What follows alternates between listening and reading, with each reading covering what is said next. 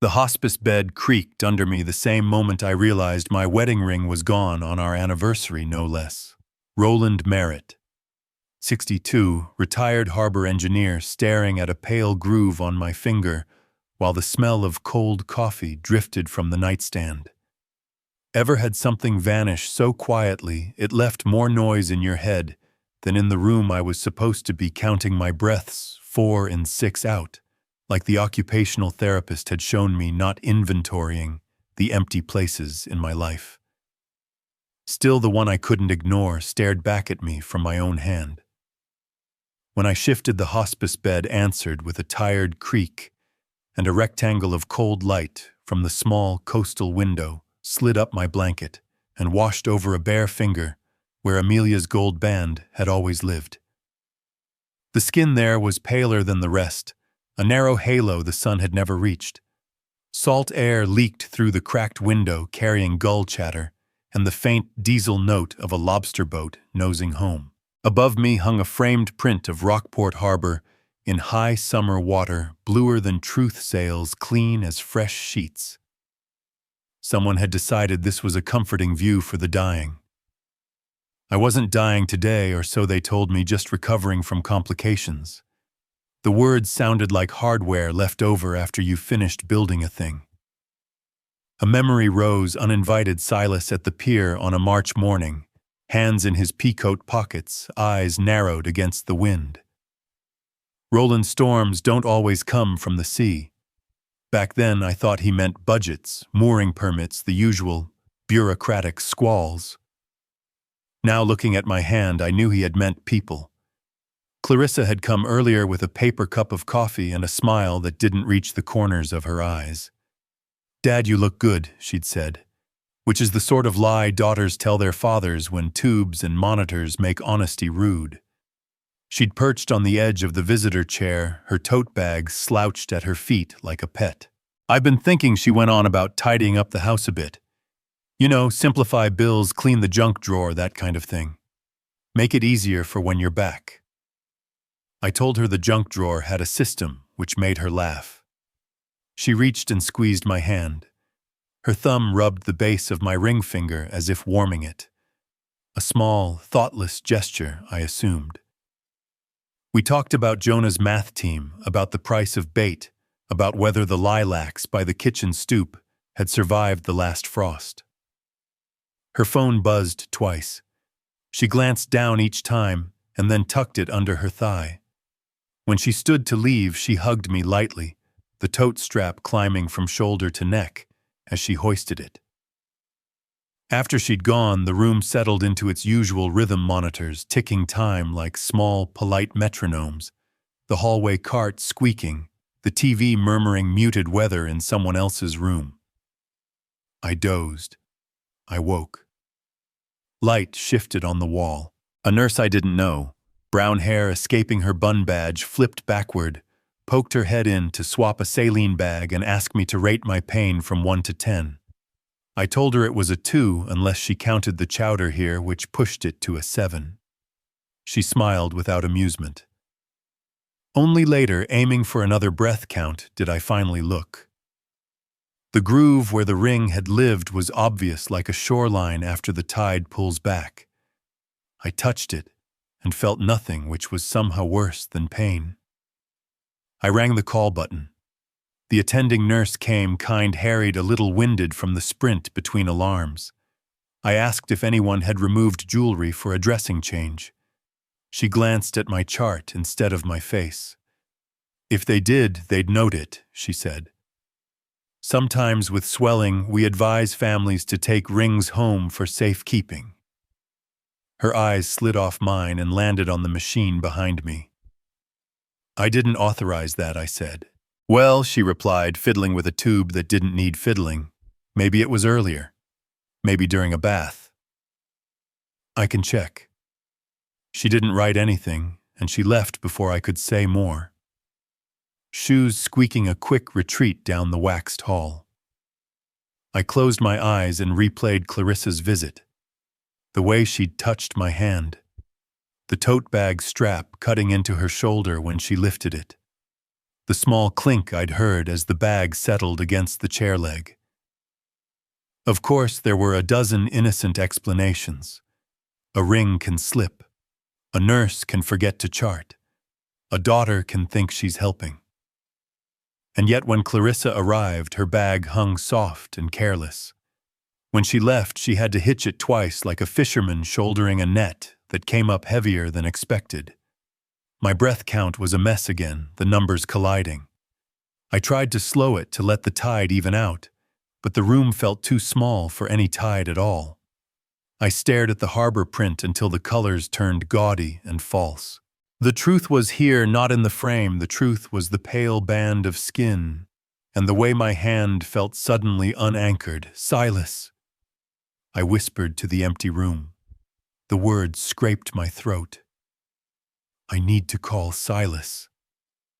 The monitor beeped at the quick jump in my pulse. I swallowed, tried again. Silas. My voice caught like a line snagged on a piling, and for a beat I could hear only the gulls and the soft, inexorable tick of the machine. They said I was leaving hospice ahead of schedule, but I knew better. It meant someone sicker needed the bed.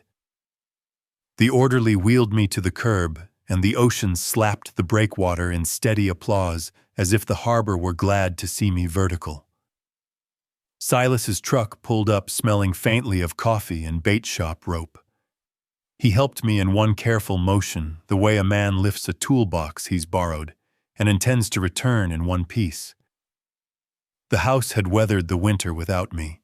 Cedar shingles gone soft at the corners, window frames warped just enough that the sea breeze could find its way inside and carry salt through the downstairs rooms. On the mantel, Amelia smiled out of a pewter frame bouquet tucked to her waist, the ring glinting where her hand curled into mine. I stood with the cane a long moment, letting that small flash of metal work on me like a compass needle. Silas unscrewed a thermos and ladled chowder into two mismatched bowls he'd found in my cupboard. Steam curled into the kitchen light and fogged my glasses. "Eat before you faint," he said, and settled opposite me at the butcher block table. I told him about the hospice room, Clarissa's tote bag, the pale groove on my finger. He didn't interrupt. He only pushed a spoon toward my hand and waited, jaw working on some thought. We had almost finished when Miriam's voice carried through the screen door. "I brought cornbread, if either of you two bachelors are starving." She stepped in without being invited. Miriam considers neighborly lines to be drawn in pencil and set a warm, foil-wrapped loaf on the table. "Saw Clarissa and Elliot down by the marina," she added, as if commenting on the weather. "They were talking about selling the Windward. Said, before Dad's too sick to sail. I told them the mooring office is closed till Tuesday." She watched me the way a teacher watches a child doing long division in his head. "You all right, Roland?" "I will be," I said, though the word selling had opened a seam between my ribs. Windward was the sloop Amelia loved, 15 feet of stubborn grace paint scuffed where the fenders always lied about their effectiveness. After Miriam left, Silas rinsed the bowls and set them upside down to dry, then said, "Let's look at the safe." We went into the small office off the hall where the air kept a permanent hint of cedar and dust. The safe sat behind a cupboard door I'd built when I still trusted my hands. The dial stuttered under my fingers, 32 left, 17 right, 5 left, and the heavy door sighed as it opened. The smell rose up like the past paper graphite, the ghost of a cigar I'd once hidden from Amelia and later confessed. Everything was there and not there. Folders where I'd left them, but their edges misaligned by a stranger's tidiness. Envelopes reinserted backward. A rubber band new enough to snap when I stretched it. We moved documents to the desk, deed to the houseboat registration insurance policies, a stack of bank statements thick enough to chalk a wheel. "Start with these," Silas said, sitting so his bad knee didn't lock. We sorted month by month the paper, rasping the margins, carrying small notes in Amelia's tidy hand, paid call Monday, a heart she'd drawn once next to the line item for flour. I found myself tracing that heart with a thumb I had not realized was shaking. The accounts told their usual story until they didn't. A set of retirement statements ran January, February, March, then June. April and May were not there. The binder clip that should have held 5 pages held 3. I checked the floor, the drawer, the file. I knew better than my own face. Silas held up the binder clip and turned it in the light, a jeweler appraising a flaw. Missing pages, he said, not as a question. Maybe I misfiled, I offered, and heard how weak that sounded in my own house. He didn't argue. He pulled his phone and photographed the stack as it lay, the way a harbor master documents a ding in a hull before anyone claims insurance. "We'll request duplicates," he said, "and alerts on any changes to beneficiaries, transfers, anything clever." He slid the papers back into the folder, this time squared to the edge.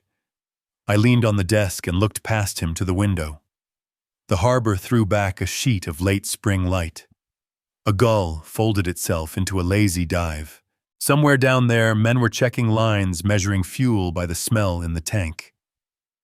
You can tell when something's been tampered with if you've handled it long enough. Rope engines' lives. Miriam's cornbread sat cooling, butter pooling in the foil. The room settled into its old proportions around me. The chair creaked the same way it had when Amelia read the paper, one leg tucked under her lips, moving with the headlines. I wanted the day to be about that quiet routine, a homecoming that felt like home. Silas leaned back the front legs of his chair, lifting an inch. His eyes on me, not the window. "Roland," he said, voice gentle as a foghorn in mist, "you sure that ring hasn't already been pawned?" Fog clung low over Main Street, a damp scarf around the town's throat, when I pushed open the pawnshop door. The bell above it tinkled like an old buoy bell that had lost its voice to salt and winters. Heat rushed at me from a little space heater rattling in the corner, the kind that clicks and protests before doing its job. The place smelled of metal and varnish with a back note of mothballs. Glass cases ran short like pews, each holding things that used to matter to someone. "Morning," the owner said without committing to friendliness. He was mid-70s, hair the color of rope, wary eyes that had seen more hawked wedding bands than anniversaries. A regular in a waxed jacket stood at a spinning rack of lures, testing the flex, like he could hear fish deciding their fates. "Morning," I answered, running a fingertip across the glass as if dust could tell me a story. "You ever get bands with engravings, anniversary coming up for a friend?" "He's sentimental." The owner's gaze skipped to my left hand and then away. He wiped a dry circle on the counter with a cloth that had given up long ago. "Depends. People engrave everything, then change their minds.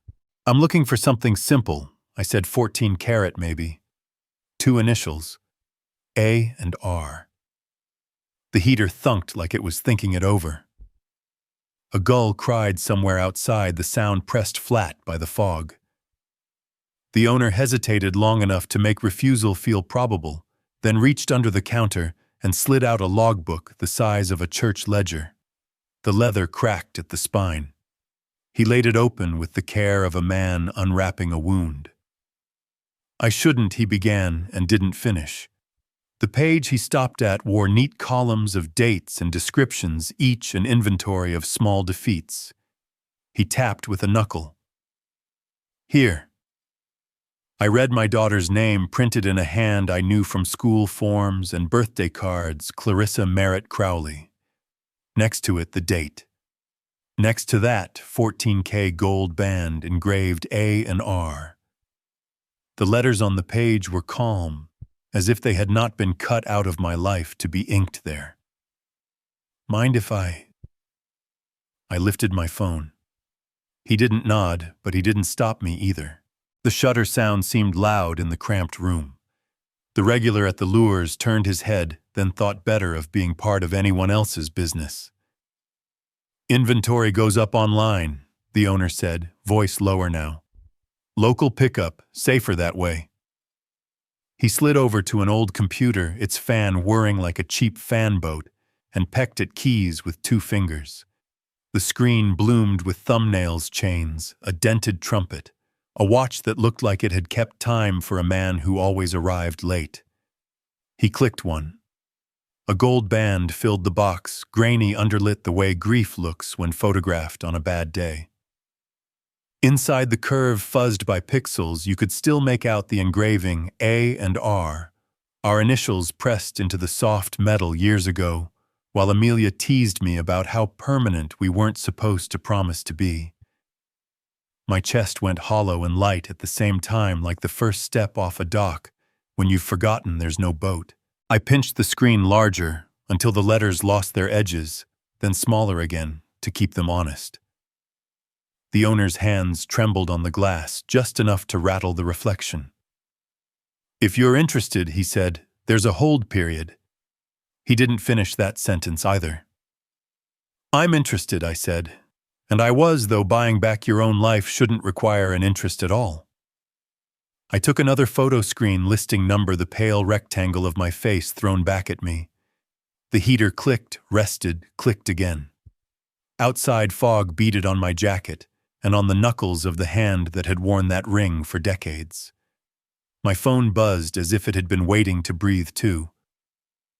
Silas, talk to me, he said without preface. She pawned it, I said. Saying it out loud turned the air colder. Logbook has her name. Online listing with the engraving clear enough to read. Silas let the silence do some thinking. All right, he said. We move faster. I'll draft beneficiary freezes and send timed emails to the bank insurance, everything, so they land right after filings. You take pictures of everything you can. Receipts, pages, screens. Chain of proof matters. I've got them, I said. I'll send copies to you and to myself.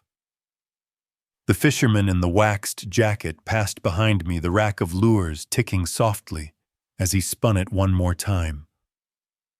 Roland Silas added, voice softening, don't go talk to Clarissa yet. Not until the paperwork is in the water and underway. I won't, I said, though the words burned on the way out. We hung up. Leaning against the shop's brick, I composed an email to myself and attached the photo's logbook listing engraving everything that proved the distance between promise and practice. Subject line, when trust breaks. The phrase felt melodramatic until it didn't. I hovered a thumb over send for a second. Hearing the small heater hum through the door, seeing the ring again in too many pixels. Amelia's initials caught like light. Then I pressed send and watched the message leave as cleanly as a gull lifting out of the fog wings, finding their work without making a sound. The kitchen smelled like cinnamon rolls Miriam had left on a cooling rack, sugar and butter fogging the air, the way good intentions sometimes do. Wind tapped at the window over the sink. The harbor beyond was choppy flecks of white like torn paper. Clarissa stood by the table, both palms pressed flat, as if steadying herself or staking a claim. On the chair where Amelia used to sit, a small velvet box weighted green as old felt. Dad, she began, voice soft, you look stronger. She glanced at the cane against the wall, then at my hands. Her eyes didn't linger where the ring used to live. I lifted the velvet box. Too light. When I tilted it, something inside rattled faintly, not the sound of a thing that had weathered 4 decades of winters and dishwater and boat varnish. I set it down and untied the ribbon Miriam had recycled from some church bake sale. The lid opened on a gold-colored band that had the wrong sheen, brassy, quick to brag and quick to fade. Where is it? I asked. Clarissa looked at the coffee mug in front of her. The handle had a hairline crack running through the curve, a fault line glinting in the kitchen light. Steam rose from the surface, but the mug hadn't been touched. The milk skin on top trembled when the wind rattled the glass. "I brought you a ring," she said, almost cheerful. "It looks the same." "It doesn't," I said. "And it doesn't weigh the same." She pushed the box closer like a waitress delivering a refill. "It's temporary. I'll fix it, I promise. Things have been complicated." Her smile strained, and I could see the high school girl who used to practice excuses in the bathroom mirror. Complicated how I kept my voice even. The cinnamon smell made me think of Christmas mornings, and Amelia's wrists dusted with flour, and the thought made my chest tight. Clarissa's fingers tightened around the cracked handle. "Credit cards," she said. "Medical stuff. And Elliot's business, he's found a new supplier for eco-friendly decking, Dad. It's going to take off. We just needed to clear some balances to get better terms. The ring was just sitting there. Mom would want it to help the family." "Your mother wanted it on my hand," I said. I picked up the fake ring and turned it.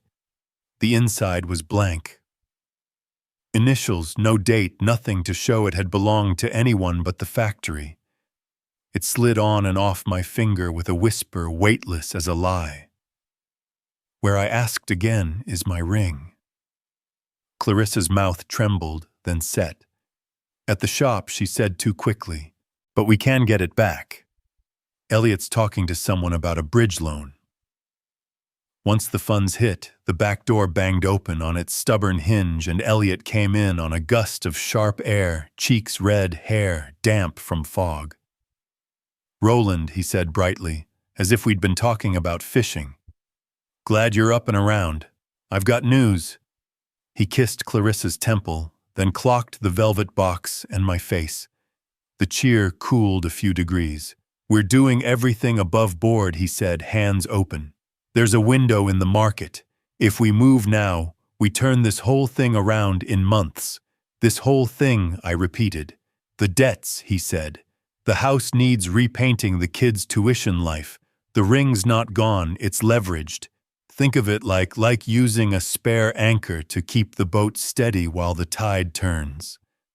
You don't put the spare overboard if you've already cut the main line," I said. Elliot laughed, a thin sound. "We're family. We're all in the same boat." Clarissa snapped at him under her breath.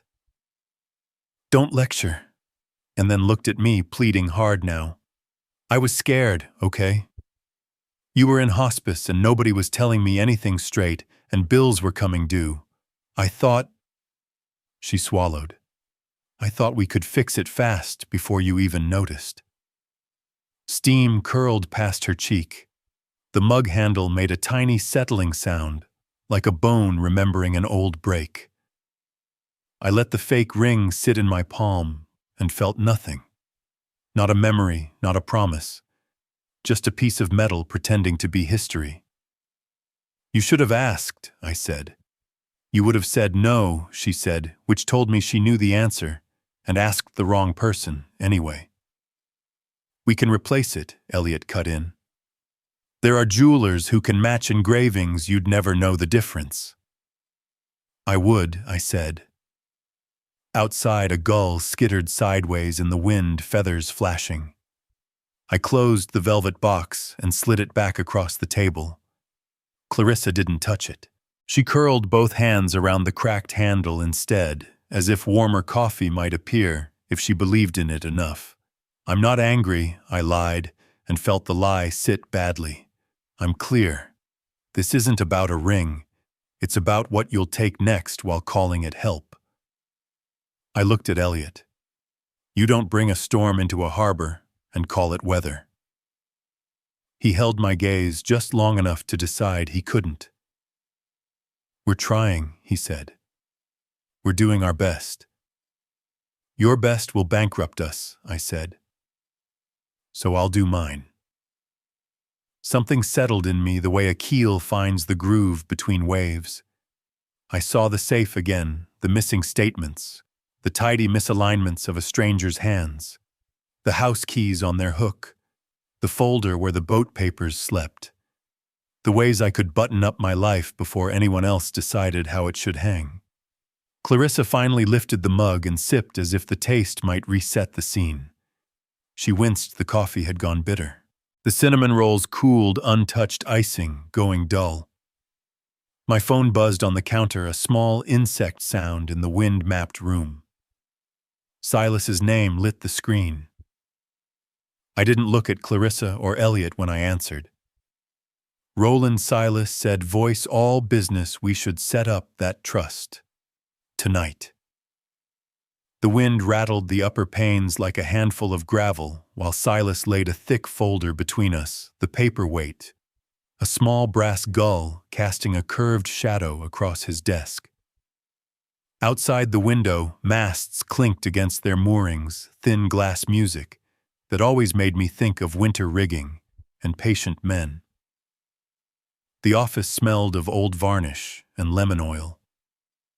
Silas tapped the folder once as if to settle it. "Once you sign, Roland," he said, "the tide can't carry this away." I nodded. He had arranged the pages so I could move left to right, like a man crossing a narrow channel.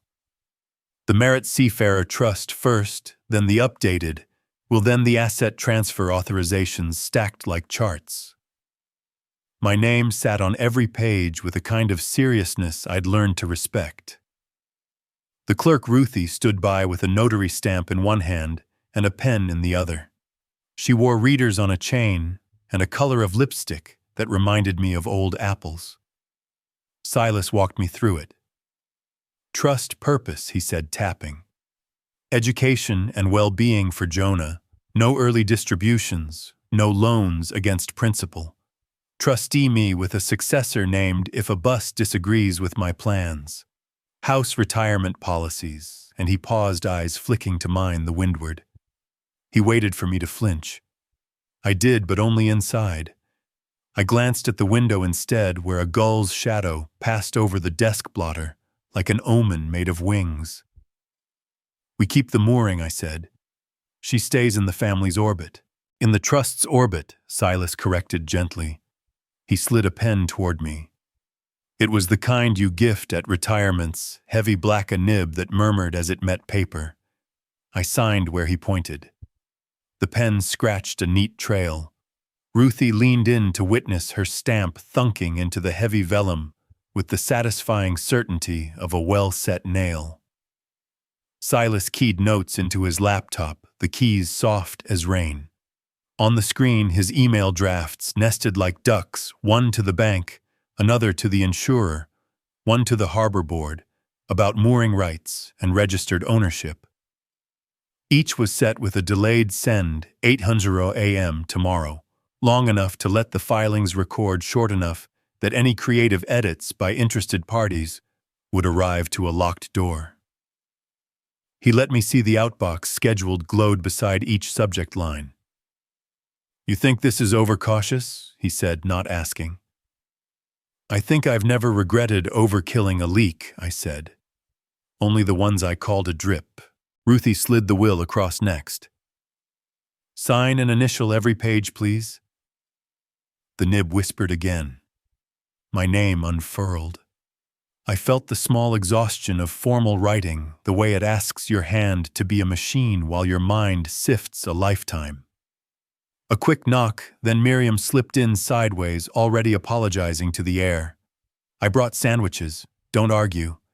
She set a paper sack down where the brass gull wasn't. "Harbor's gossiping," she added, "which in Rockport is like saying the ocean's damp. Someone saw the windward listed online. Photo looked like yours. Different username, but the transom name's plain as Sunday." Silas's face didn't change, but his fingers did quicker. He turned his laptop so the screen faced him and typed in a URL Miriam recited from memory, each /crisp. The page loaded slowly, the office internet as stubborn as any old sailor. Then there she was, my sloop angled in a way that made her look both coy and exposed. The paint scuffs I knew by feel the rope burn near the stern cleat. The listing said, "Well loved," in that tone people use when they mean worn but charming. Price insult on top of presumption. Silas took screenshots like a surgeon making notes, one of the whole page, one of the close-up of the transom, with windward clean in the shot, one of the seller handle, a name that pretended at anonymity and failed. He pulled up the metadata inspector, the way he'd shown me once for fun, and hummed when a timestamp and location tag peeped through the thin veil of carelessness people wear online. Miriam made a sound that was all teeth. "Thought you should know before it spreads. I'll let you two do the lawyering." "Thanks," I said. She squeezed my shoulder, careful of the one that aches, and floated out. The photo of the boat hit me sideways, not as a picture, but as a forecast. The familiar fenders, the nick in the combing, where Amelia had bumped a casserole dish coming aboard 1/4 of July, the sunshade crooked, because I never fixed the bent hardware. Seeing her in the wild like that, tagged for strangers, felt like catching your own laugh coming from a mouth you didn't recognize. Silas closed the lid halfway, softening the glow. "All right," he said. "We expected they'd try. The trust records today. The notices land tomorrow. The harbor board will hold the line on mooring rights. They can't transfer what they don't own." I signed the last authorization and sat back. The pen lay warm against my fingers. Ruthie placed the completed set into a folder with pockets, left pocket, full right pocket, to be filled by stamped copies tomorrow. The room seemed quieter for a second, like the building itself had held its breath during the signatures, and now let it out through the old radiator. Silas stood and stretched his back until it clicked. "Eat," he ordered, sliding me half of Miriam's sandwich, the kind with just enough mayonnaise to slick the crumbs together. We chewed like men who'd forgotten lunch too often. Outside, a cloud moved. The gull's shadow departed the desk and returned to the world. He reopened the laptop to show me the outbox again. The subject lines were a tidy flotilla, beneficiary freeze confirmation ownership, update harbor mooring, number 27 policy, beneficiary endorsement, or 1K contact lock. Each with the little clock icon, the promise of action while we slept. "Paper shields," I said mostly to myself. "Paper and timing," he said. "Steel resolve, if you'll allow me the pun." My phone buzzed in my coat pocket before I could reply. I dug it out and saw Elliot's name, a photo thumbnail tucked under the text bubble. "We need to talk. Tonight." The image expanded with a tap, windward again, but not in any cove I recognized, docked at an unfamiliar pier where the pilings wore different scars, ropes coiled in a style you see 2 towns over. Evening light slanted across the deck, and someone's shadow, tall off to the left, broke the line of the cabin roof. Silas watched my face go still. What he asked already reaching for a legal pad. I turned the screen. He frowned at the pier more than at the boat. "Send that to me," he said, "and don't answer him yet." I forwarded the photo and then stared at the 3 dots of Elliot's follow-up typing and the way they appeared and disappeared like minnows. The office window shook once more. The masts outside chimed.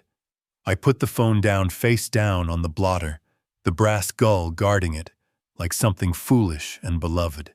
The community hall was already warm with bodies when I shouldered through the double doors. The old space heater in the corner clanked, like it wanted credit for the heat, but it was gossip. Doing the real work, buzzing over the folding chairs and bouncing off the varnished walls.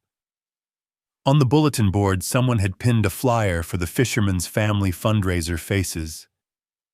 I knew men I'd helped quiet as tied names. I didn't put on plaques. Silas stood near the front table, legal pad squared to the edge, gavel at his elbow, as if it belonged to him by birth. He gave me the sort of nod that says, You showed up, good. Now hold steady. To our left, an untouched tray of cookies sweated butter into wax paper, the circles of grease spreading like slow maps. The pastor sat a few rows back, cane laid across his knees. Every so often he tapped the oak floor with it, a muffled metronome that kept the room from getting ahead of itself. Elliot started before anyone asked him to. We're not trying to pull anything, he said, palms open, as though surrender meant virtue. The Windwards listed to free up cash for family needs. Medical costs, tuition. This is us doing the right thing under pressure. A murmur rose, half sympathy, half skepticism. Clarissa sat rigid, 2 chairs away, spine straight, chin lifted just enough to look like defiance if you didn't see the tremor where her jaw met her ear. Silas cleared his throat, and the room settled by habit. The board will hear both sides, he said, voice even. Then we'll attend to the only question before us, whether any transfer of mooring or ownership has standing. He looked to me. Mr. Merritt. I walked to the long table. The varnish caught the overhead lights in slow waves. I won't argue hardship, I said. Hardship knows this town by its first name. But facts don't change with the weather. I set down copies of the pawnshop log, the page with Clarissa Merritt Crowley and the description 14K gold band, engraved A and R. Next, a printed screenshot of the online listing with the ring's curve, enlarged until the engraving kept its edge. Then the bank statements, April and May, missing from my safe but kindly resent by a bank officer who believes in paperwork and pen caps. Withdrawals circled in red. Silas took each sheet, spoke their meaning into the record, like a tide chart. Pawned property belonging to Mr. Merritt. Attempted sale of the vessel Windward by party without legal title. Retirement account withdrawals inconsistent with Mr. Merritt's authorization. He tapped the velvet box. I'd brought a cheap replica ring inside that flashed wrong under the lights. Substitution to mask loss. Elliot laughed without humor. We're talking about a ring. Sentimental value doesn't pay bills. The pastor's cane found the floor with a gentle thump. Honor before gain, he said, not loud, but the phrase carried anyway. People shifted in their seats. A few looked at their hands. Clarissa stood the chair's metal feet screeching a little. You were never a real father to me, she snapped, eyes burning. You were a job with boots. You missed school plays. You missed dinners. You chose that boat, those docks, those... She swallowed again. You never chose me. For a second, the room tilted the way docks do in a hard wake. I heard Amelia's voice in my head, don't answer pain with a ledger row. I let the first words pass, then chose others. A real father protects the child who still trusts him, I said. Right now, that's my grandson. I can live with you hating me. I can't live with him learning that theft is just a form of asking. A hush came that wasn't silence. It was waiting. Silas mercifully broke it. Board members, he said, you have the filings for the Merritt Seafarer Trust recorded yesterday. Ownership of the vessel and the mooring sits with that trust as of this morning. Any attempted transfer by parties other than the trustee lacks standing. An old lobsterman with hands like kelp roots raised a motion to freeze any transfer related to the Windward pending legal review. Another seconded. The vote went up in a field of calloused hands. Carried. Clarissa exhaled like a line had been cut. She blinked hard, then grabbed her bag and pushed for the aisle. Chairs creaked. A few people made room the way towns make room for weather they can't stop. Elliot stayed long enough to fish a phone from his pocket and turn toward the door. Voice low and sharp. I said we needed it tonight, he hissed into the mouthpiece. No, I don't care, find another lender. The word lender had a new weight to it.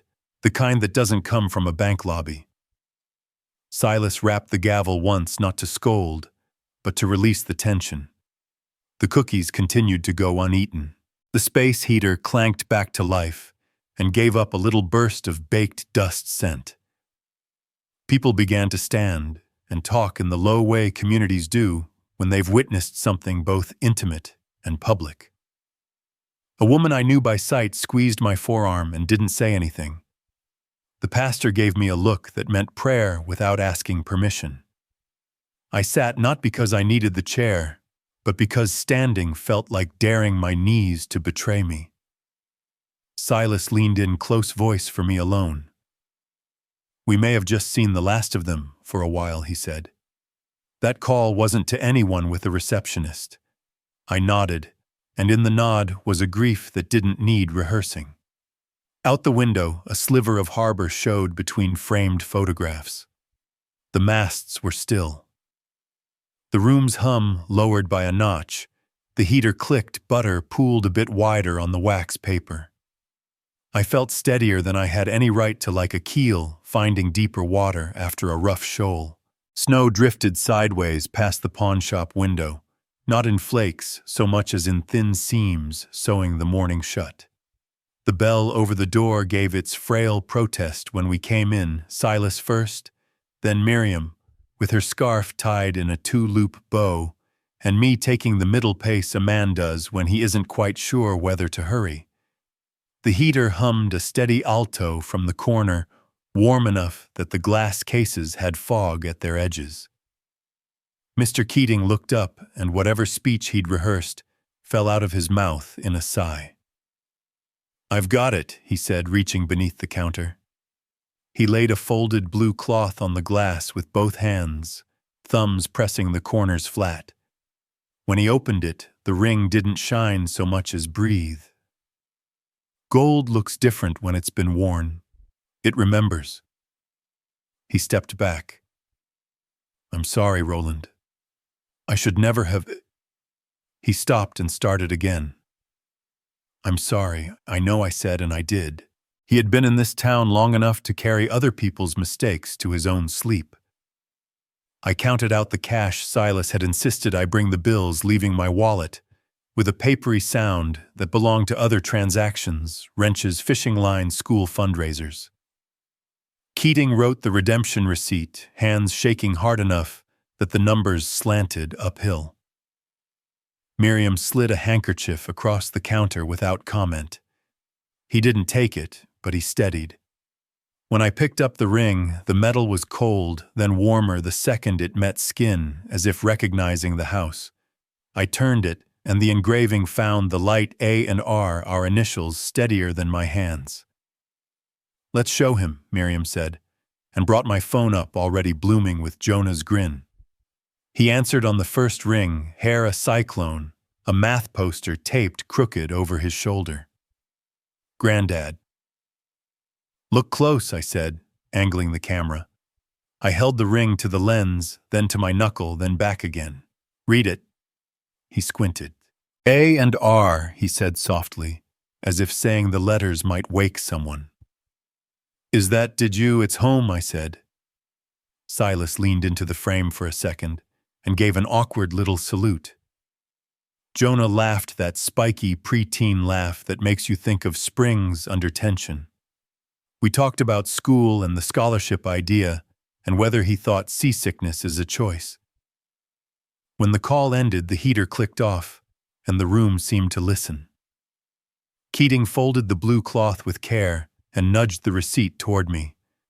"For the record," he said. "And Roland, I hope you never need to see me again for this sort of thing." "I hope so too," I said. We shook hands, both of us looking at the ring instead of each other. Outside, the air bit clean gulls riding the wind like men who trust their knees. Back home, the house smelled faintly of cold cedar and last night's tea. I sat at the dining table and opened Amelia's box. The cedar lid rasped, releasing a scent that makes me think of her fingers pulling splinters out of mine with tweezers and patience. Her letters lay in their ribbon. One had a grease spot where her thumb had found butter before ink. I set the ring among them for a moment, as if to let old friends catch up, then slid it onto my finger. It seated itself exactly where it had always belonged, the way a keel finds the groove between waves and decides to ride. Silas stood at the window looking out at the harbor, like a man measuring weather. Miriam fussed with the plant on the sill, plucking a dead leaf and smuggling it to her pocket, unwilling to throw anything away in someone else's kitchen. "You thought more about the house?" Silas asked without turning. "I have," I said. "The Bennetts, the young couple with the baby, still want a place near the dock. Sell to them, at a fair number. Keep Windward in the trust for seamanship classes. That way she works." Silas nodded once the way a captain nods when a younger man makes the correct call. "I'll start papers," he said, already reaching for his notebook. "We'll set a close date that doesn't rush you." Miriam slapped a palm lightly on the counter, as if sealing a pact. "I'll bring muffins on the day," she said, as if muffins were the sort of infrastructure that holds towns together. Maybe they are. We ate simple sandwiches and let the afternoon calm down.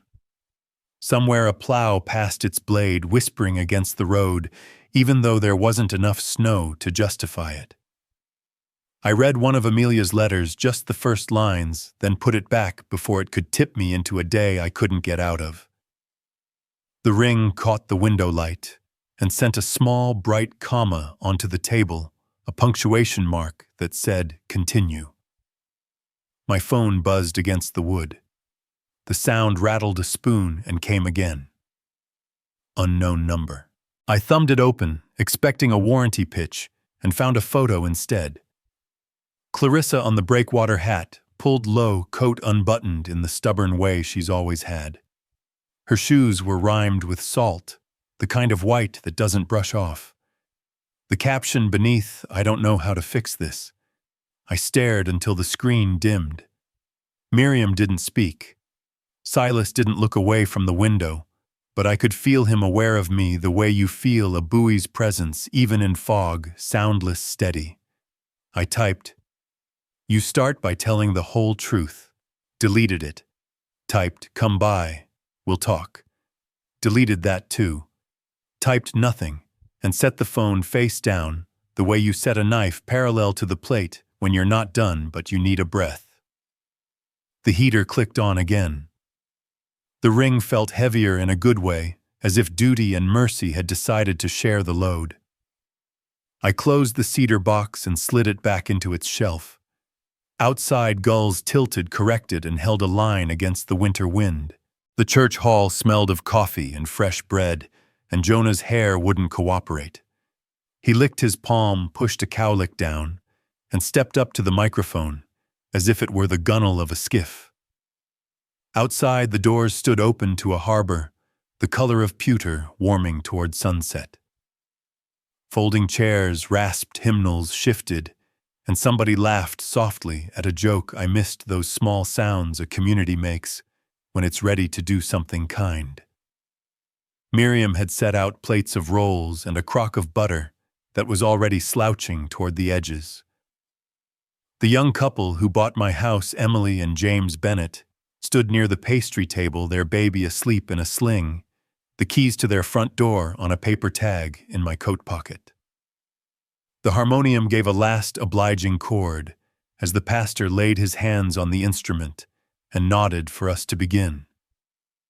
"Good evening," Jonah said, voice steady in a way I wished I'd owned at his age. The mic squeaked, then settled. "Thank you for coming. Tonight, we're announcing the first grants from the Amelia Merritt Maritime Scholarship." He glanced at me quick as a gull's flick of the head, and I felt the weight of the ring in my pocket like a heartbeat.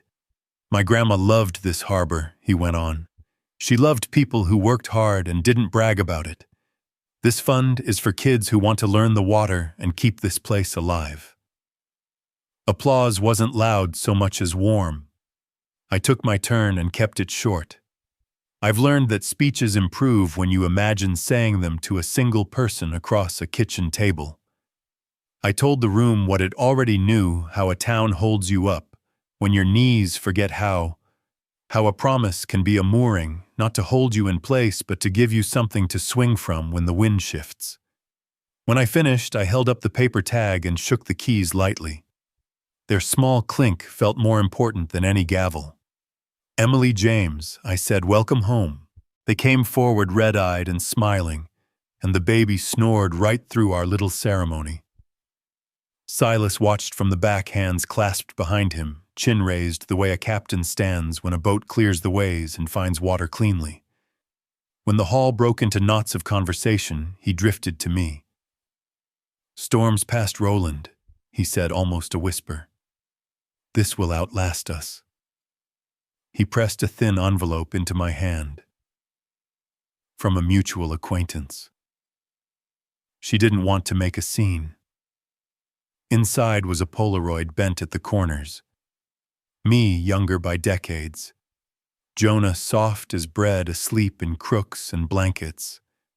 Amelia somewhere just off camera because you could feel her in the steadiness of my hands. No apology. No note beyond the image itself, just proof that certain mornings had existed in full color. The pastor offered a short blessing that took more time in silence than in words. He asked that the fund be an oar to those who had none yet, that our harbor remain a place where work was a kind of prayer. The harmonium hummed again. Children thumped past us to the yard where smoke from someone's grill folded into the sea air. The smell of sauce and charcoal hung under the rafters like a hymn you know, without knowing all the verses. We presented the first certificates to two seniors whose ears flushed as red as their pride.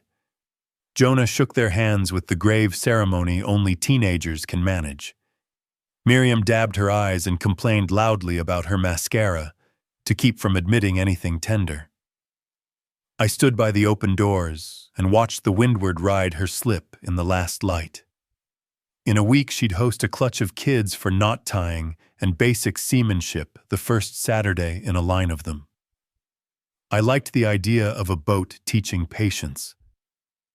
I stepped to the side aisle where no one was looking and slid the ring onto my finger.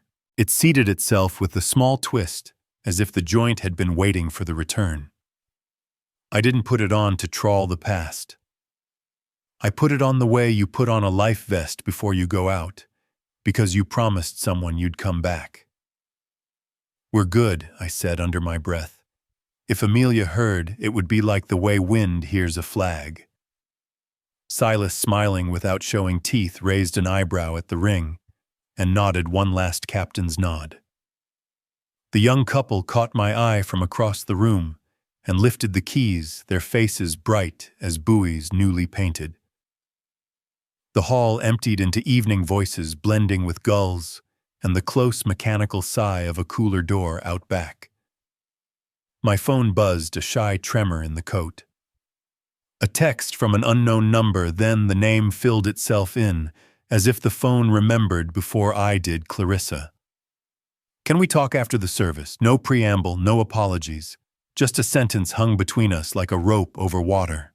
I looked at Jonah, who was taking down the mic and winding the cord carefully, the way I'd taught him to coil lines. No twists, no kinks to surprise you later. He glanced up and I showed him the screen. He squinted, then shrugged a little. The shrug that means you'll call Grandpa. I typed, "Yes, tomorrow, at the pier." My thumb hovered the way it had over the send button on a different day and a different kind of letter. Then I pressed it. The message sailed off so fast it left no wake. Outside, the harbor smoked with that thin evening mist that chooses spring over winter for one more night. The bell from the museum's borrowed ship's bell rang once as Jonah tapped it, a clean note that reached farther than the speakers had.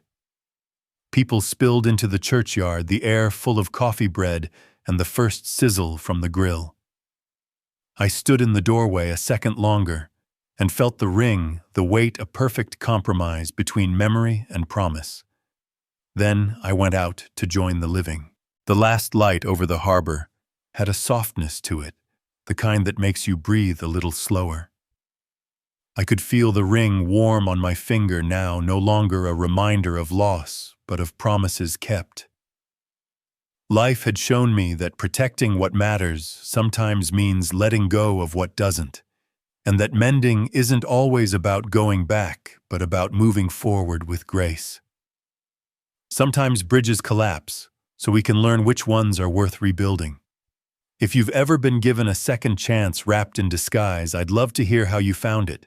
Share your story in the comments, or join us again for more.